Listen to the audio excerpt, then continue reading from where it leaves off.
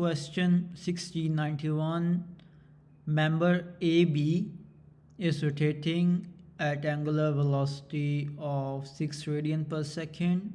Determine the velocity of point P, and also we have to determine the angular velocity of member BPD.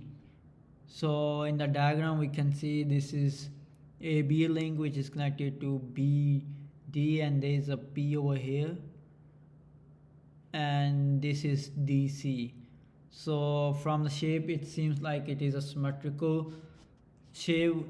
AB and DC have the same angle with the horizontal 60 degrees, and both of them has a length 200 millimeter, and AB has the angular velocity in counterclockwise direction, BD is 400 millimeter, and P is at the center of it because you can see 200 millimeter and 200 millimeter, and the distance of P to BD is 250 millimeter.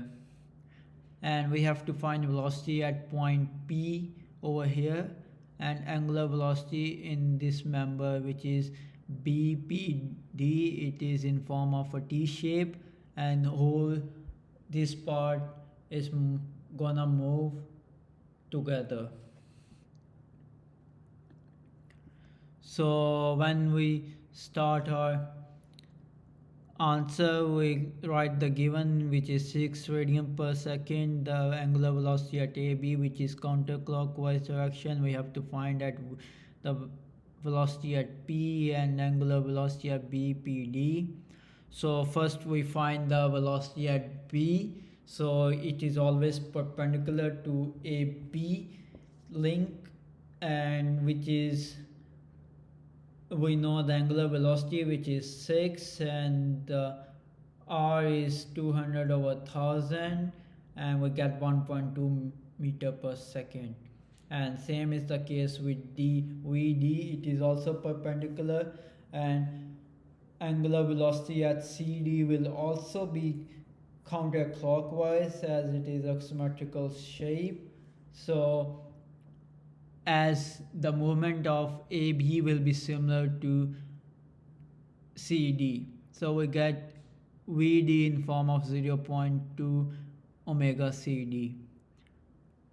So for this question we also need the IC point which is perpendicular to the both velocities VB and VD, and it also is perpendicular to VP.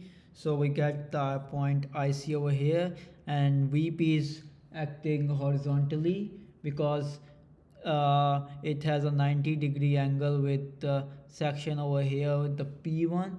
So that's why it is acting horizontally, and it is towards the left side. And then we further add information in this diagram. We know the height which is 250 millimeter and 200 millimeter over here, and we know velocity D in form of angular velocity CD, and we know velocity B which is 1.2 meter per second, and we know that this is 60 degree, the RB relative to IC and RD relative to IC, because these angles are corresponding to the angles of the links we had of CD and AB.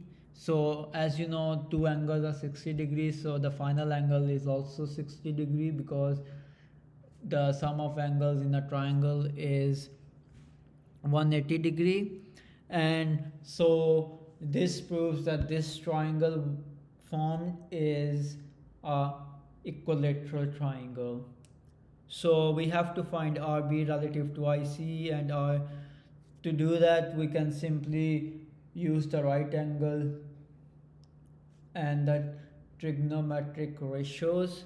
So as you can see that RB relative to IC will be equal to RD relative to IC, and is equal to R BD, because this is a equilateral triangle, so all the angles are equal to each other, hence also the sides are also equal to each other.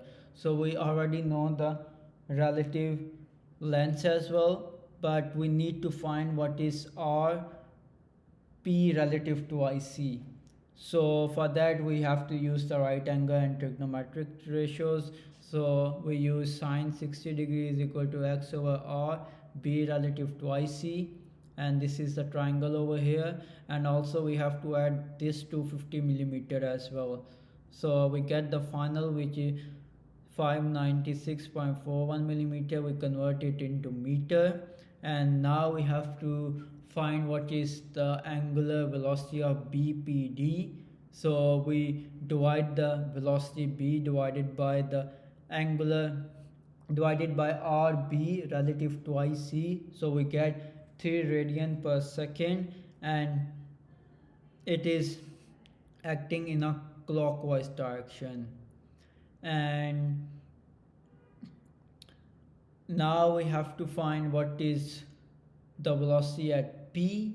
So for that we use the angular velocity BPD multiplied by RP relative to IC.